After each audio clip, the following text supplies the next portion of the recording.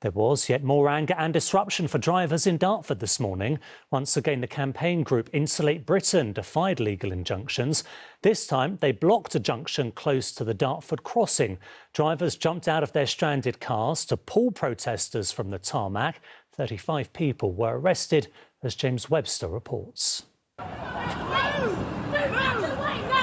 Tensions boil over as furious drivers clash with climate change protesters. My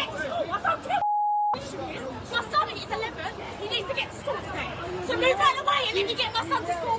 Oh, dear damage. Motorists took matters into their own hands to try to clear the way through for traffic. I've lost my job interview because of these lot, yeah.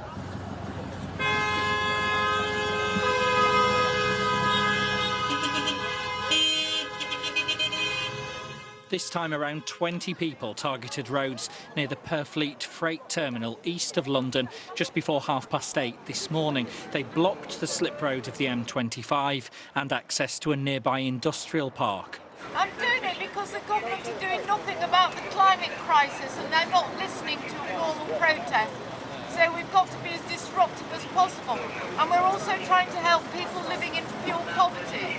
Tens of thousands of people are afraid of the winter because they're so cold. Madge was one of the 35 people arrested by Essex police across the two locations. Officers say they arrived at the M25 within 5 minutes of being called. It took some time to remove all those people who'd glued themselves to the carriageway. It's the 13th day of demonstrations by the group Insulate Britain, which wants the government to insulate all social housing by 2025. The frustration of drivers who were held up again today was clear to see.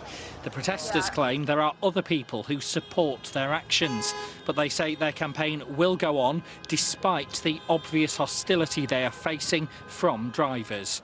James Webster, ITV News.